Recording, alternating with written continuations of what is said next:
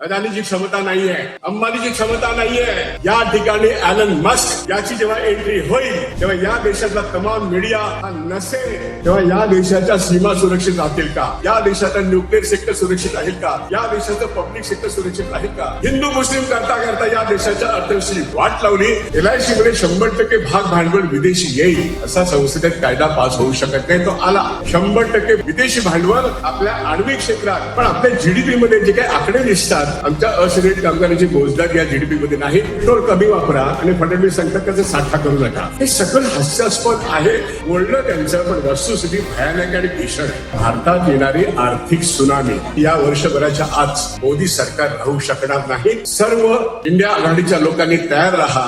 आणि हा कार्यक्रम करताना त्याचा विषय जो निवडलेला आहे तो विषय अर्थात भारतात येणारी आर्थिक सुनामी. 1 वर्षापूर्वी याच ठिकाणी आम्ही 1 ऑगस्टमध्ये बँकांचं राष्ट्रीयकरण रद्द होणं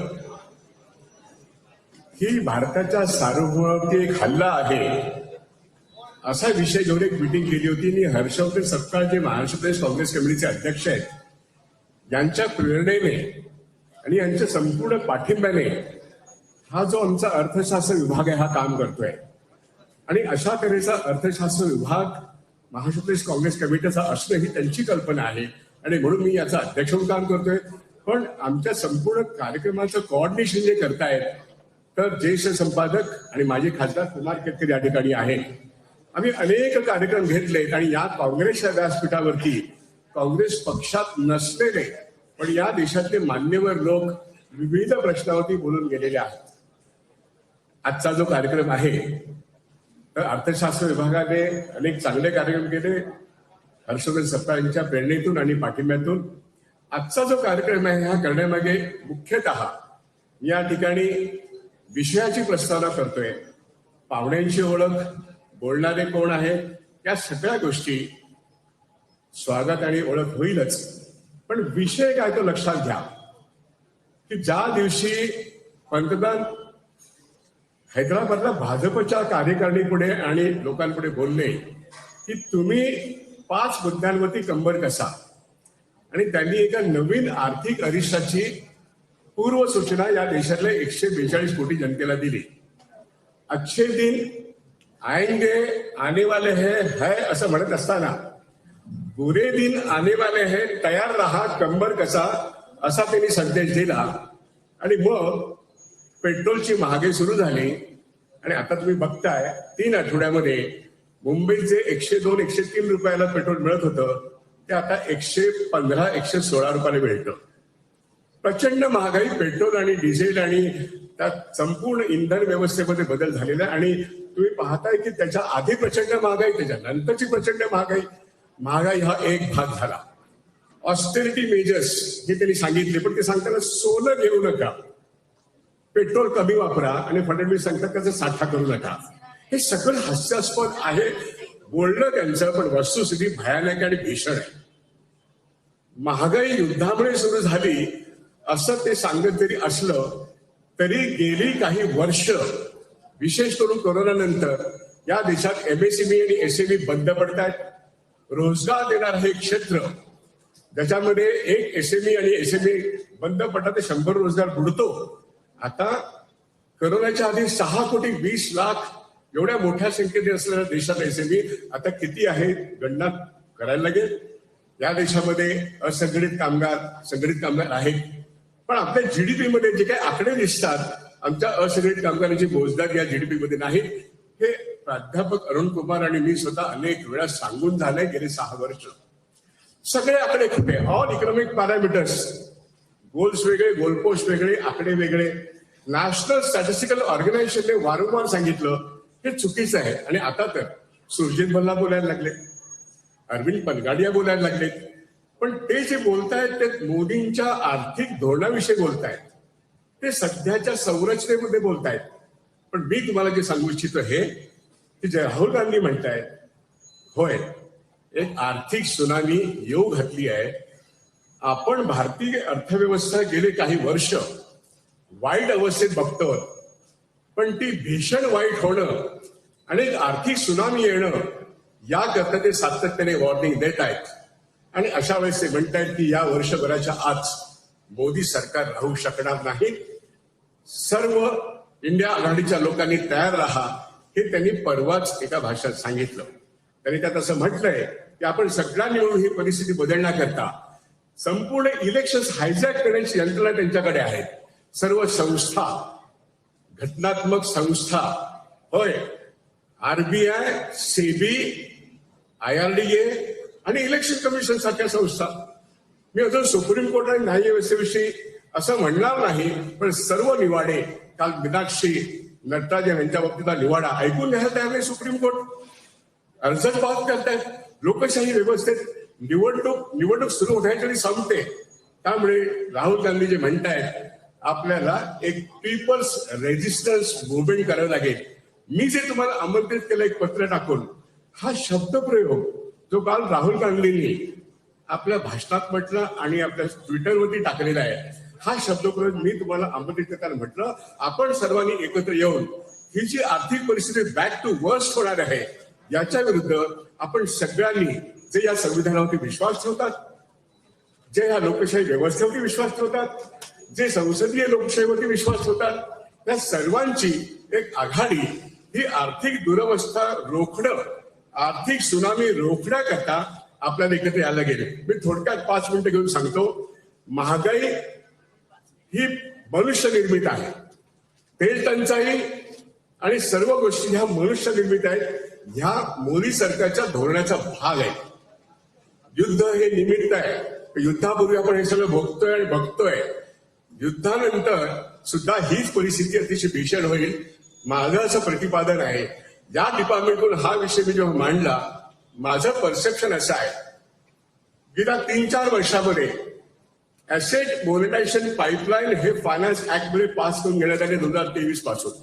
तर या देशातलं पब्लिक सेक्टर जे आहे, स्टील, ऑइल, कोल, जमिनी खालचं संसाधन, नैसर्गिक आणि जमिनीच्या वरचं, बँका, इन्शुरन्स, ह्या सर्व ज्या गोष्टी आहेत, ह्या ऍसेट मुठभर लोकांकडे ट्रान्सफर करण्याची यंत्रणा बजेटमध्ये मंजूर झाली आहे, संसदेने मंजूर केली आहे.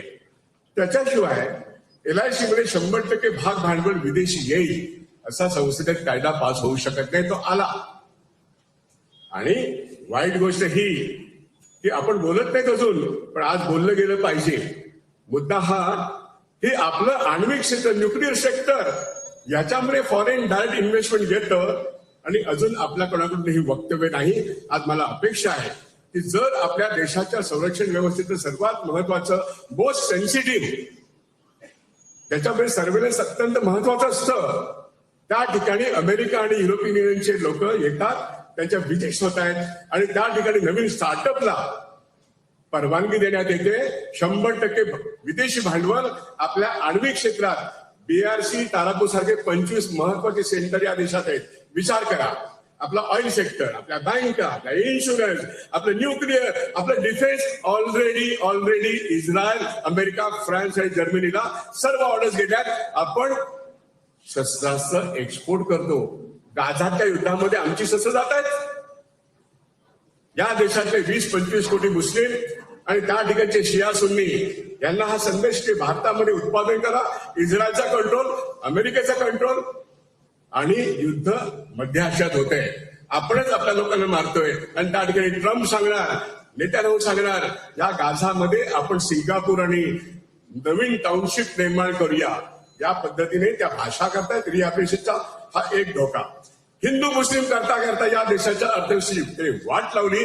आज आपल्याला ह्या सर्वांना बरोबर घेऊन जी आर्थिक सुनामी ते आणू पाहतायत, या देशामध्ये फायनान्शियल सेक्टरमध्ये त्याचं फॉरेनायझेशन, म्हणजे मगाशी मी सांगितलं 1 ऑगस्टला आम्ही या ठिकाणी बँकांचं राष्ट्रीयकरण टिकलं पाहिजे याकरता एक मोहीम सुरू केली काँग्रेसच्या व्यासपीठावरून.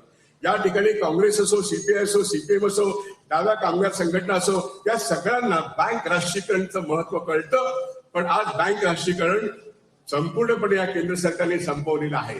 मॉडेल जे आहे राष्ट्रीयकरणाचं ते संपलेलं आहे आणि प्रायव्हेट सेक्टर मॉडेल राष्ट्रीयकरण केंद्र सरकारच्या हुकमान्वये पब्लिक सेक्टर बँकाच्या 12 आहेत ना, तिथे प्रायव्हेट सेक्टर मॉडेल राबवलं जातं. आणि मी तुम्हाला सांगू इच्छितो, सगळ्या बँकांचे चेअरमॅन फायनान्स सेक्रेटरी ऐकतात, तुमचं माझं ऐकत नाहीत. आणि म्हणून या देशातले कॉर्पोरेट्स अदानी सारखे जे बुडबरे आहेत यांच्याकडे प्रचंड पैशाचा ओघ जातोय तुमच्या माझ्या बचतीतून. हीच गोष्ट LICतल्या आपल्या तुमच्या माझ्या बचतीतून जो पैसा आहे तो मार्केटमध्ये बुडबर कंपन्यांच्या इन्व्हेस्टमेंट जातो. मी तुम्हाला थोडक्यात सांगतो, LICची आजची ताकद, बँकांची आजची ताकद, प्रचंड नफ्यामध्ये बँका आहेत, पण जवळजवळ 225 लाख कोटीचं कर्ज त्यांनी दिलं असेल तर 255 कोटी हेवी आहे. या सगळ्या गोष्टीचा वापर या देशाच्या जनतेला होत नाही. शेतकऱ्यांना कर्ज मिळत नाही, शेतकऱ्यांची कर्जमाफी होत नाही, कामगारांचे पगार 15-20 हजार कॉन्ट्रॅक्ट टेम्परेचर पुढे जात नाही, नवीन नोकरी निर्माण होत नाही. आणि नवीन नोकरी निर्माण होणं हा तर पुढचा मुद्दा आहे. त्या नोकऱ्या मोठ्या प्रमाणात कमी होत आहेत आणि त्या टेक्नॉलॉजी क्षेत्रात कमी होत आहेत. मग ते TCS असेल, ती इन्फोसिस असेल. आणि अशा एका पार्श्वभूमीवरती आजची पेपरातली महत्वाची बातमी आहे का वाचली असेल, अमेरिकेमध्ये SpaceX टेस्ला याने जो IPO आणला त्यात 1 ट्रिलियन म्हणजे 7,500 कोटीपेक्षा जास्त त्याने सबस्क्राईब केलेला आहे. आणि त्याचं मार्केट कॅपिटलायझेशन दुसऱ्या दिवशी दुप्पट झालंय, म्हणजे ते जवळजवळ $2 ट्रिलियन झालेलं आहे. लक्षात घ्या, आपल्या बजेटच्या जर 1/4 बजेट एक माणूस जगातला सर्वात श्रीमंत कंट्रोल करतोय. आणि या देशामध्ये ज्या वेळेस एंट्री मिळेल तेव्हा या देशाच्या सीमा सुरक्षित राहतील का, या देशाचा न्यूक्लिअर सेक्टर सुरक्षित राहील का, या देशाचं पब्लिक सेक्टर सुरक्षित राहील का. आणि जी LIC विकायला काढलेली आहे, लक्षात घ्या मी काय म्हणतो, ज्या बँका विकायला काढण्यात आलेल्या आहेत, आधी 27 बँका होत्या, आता 12 बँकाच्या 3 बँका करणं आहे. या 3 बँका 29 पर्यंत विकायला काढल्यानंतर घेणार कोण? अदानीची क्षमता नाहीये, अंबानीची क्षमता नाहीये. या ठिकाणी ॲलन मस्क याची जेव्हा एंट्री होईल तेव्हा या देशातला तमाम मीडिया हा नसेल. जसा स्मार्ट टीव्ही आला तेव्हा केबल टीव्ही गेला, तसा SpaceX येईल तेव्हा अवकाशातून ही संपूर्ण यंत्रणा तो कब्जात घेईल. त्याबरोबर एक नवीन साधन क्रिप्टो करन्सी, ज्याची स्वतःची त्याची करन्सी आहे, ती या देशावरती लादली जाण्याची शक्यता आहे. त्यामुळे देश असुरक्षित, अर्थव्यवस्था असुरक्षित, पब्लिक सेक्टर कोर्टमध्ये असेल. आणि टेस्ला जर LIC विकत घेणार असेल, त्या LICची किंमत मी तुम्हाला सांगतो.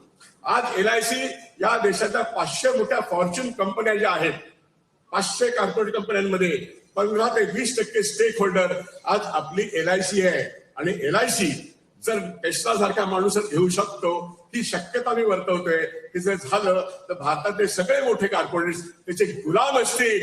या देशातला आजचा जो मीडिया आहे, जो मोदींचा गुलाम आहे, तो त्याचा गुलाम नाही, तो संपलेला असेल. आणि आपल्या देशाची सीमा सुरक्षा हा अत्यंत धोक्याचा प्रश्न आहे. आणि म्हणून राहुल गांधी जे म्हणतायत, इंडिया अलायन्सच्या मीटिंगमध्ये जे म्हणतायत, ती आपल्याला एक रेजिस्टन्स मुवमेंट करायला लागेल.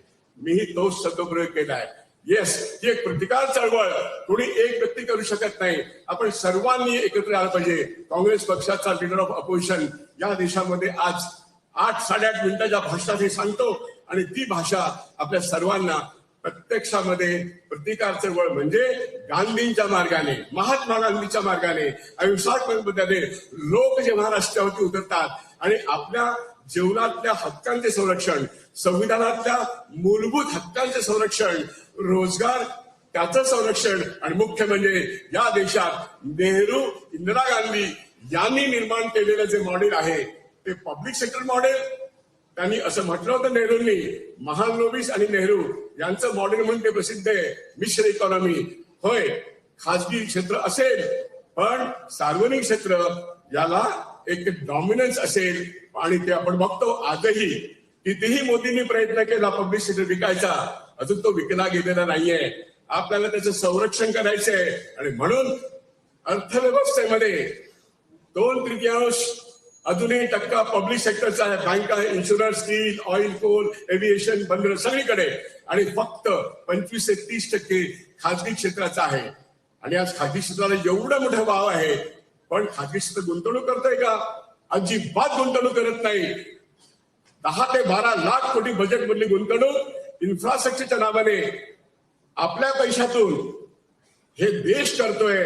मोदी फक्त मूठभर लोकांसाठी काम करतायत. त्यामुळे 142 कोटीपैकी जवळजवळ 110 लाख कोटी लोक हे गरिबीच्या रेषेखाली जाण्याची शक्यता आहे, इन्क्लुडिंग मध्यम वर्ग. कंत्राटी कामगार 10 ते 12 हजारापेक्षा जास्त मिळवत नाही. म्हणून काँग्रेस पक्ष म्हणून आणि या ठिकाणी जगलेले सगळे संविधान प्रेमी आणि सेक्युलर लोक या सर्वांनी मिळून आपला जीवनमान सुरक्षित करण्याकरता रस्त्यावरची लढाई, लोकशाही टिकवण्याची लढाई, संविधान टिकवण्याची लढाई आणि संसदीय लोकशाही टिकवताना आपल्याला त्या करावं लागेल. मला असं वाटतं अर्थशास्त्रातले नियम प्रोफेसर सांगतात ते सोडून द्या, पण पॉलिटिकल इकॉनॉमी म्हणून आपण लक्षात घेतलं पाहिजे आपलं आयुष्य उद्ध्वस्त करण्याची गोष्ट मोदी सरकार करते. आणि या ठिकाणी अमेरिका आणि भारत यांच्यातला करार जेव्हा अंमलात येईल नव्हे, या ठिकाणी शेतकरी उद्ध्वस्त होईल. शेतमाल नसेल. ऑलरेडी अदानीने फोर्ड कॉर्पोरेशन ऑफ इंडियाचे 20,000 कोटीचे टेंडर्स यशस्वीरित्या पूर्ण केलेत.